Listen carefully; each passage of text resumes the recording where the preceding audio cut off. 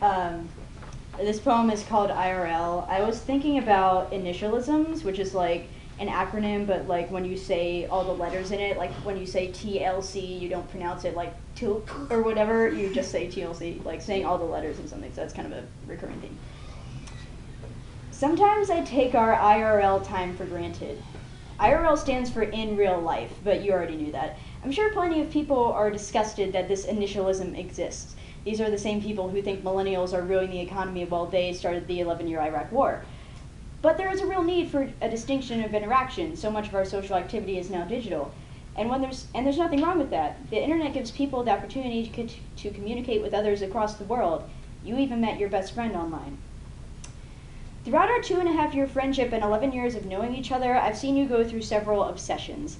First, in elementary school, you sat with your friends in the grass and held seances or something of the sort. You all fully believed that there was a dragon under the school. It seems much more cult-like in retrospect. Thankfully, I wasn't a first-hand witness to your homestuck phase in middle school, but I've seen plenty of its cringy remnants online. Fast forward to freshman year, and it starts out with Big Hero 6. After realizing how much you love to talk about it, I watched it. We both mourned Tadashi and fawned over Baymax, but my knowledge could never quite match up to yours. You had a Tadashi roleplay blog, and much of your friends played the other characters. But I still tried. I played music from the soundtrack whenever I gave you a ride anywhere. Next, it was South Park. If anyone asked, you were Kyle Broflovsky. Our other IRL friend was Butters, and I was Craig. I tried really hard to like that show, but I was always only watching it for you, so I could talk with you about it. I even made a roleplay blog in the hope that you'd correspond with me as much as you did your online friends. You didn't, but it's probably because I suck at roleplaying. Last year, you began your shift into video games, which is territory I knew I couldn't compete in. First, it was TF2, or Team Fortress 2, which I tried to play briefly but then gave up on, but I listened to everything you had to say about it because you loved it so much. Currently, most of your energy goes toward Overwatch. I didn't even attempt this time.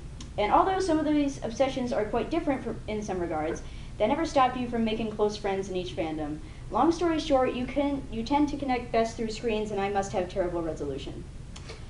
But for someone that spends the majority of their time on their computer or phone, your response time is deplorable.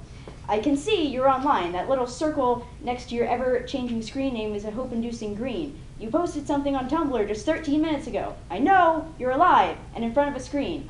Does my notification not mean anything? Whenever this happens, it's always a familiar cocktail of emotions, mild annoyance boiled into anger and diluted into dread. And as the bitter solution drips down my throat and into my stomach, I think about that one time that you said I was overbearing. And I wonder if any of your online friends are overbearing, in your opinion. But there's an entirely logical explanation for this occurrence, in that you have BPD and I have GAD, borderline personality disorder and generalized anxiety disorder. They both have a couple common symptoms, but for the most part they're quite different. BPD has its mood swings from anger to apathy, and GAD has its hyperactive concern. When you don't care about something, I've written an analysis paper on it. When you don't want to talk, I have volumes behind my lips. When you talk to your online friends and not me. When you offer up heartfelt melodies of emotion to them and put me on mute. I always jump to conclusions. Maybe it's because it's really hard to sing when you're shivering and my hands have always been colder than yours. Or maybe you haven't forgiven me for that thing I said 3 months ago. I know I haven't. Or maybe it's because I suck at video games, or it has to do something to do with the fact that you trust them more and BPD stands for best protection by distance.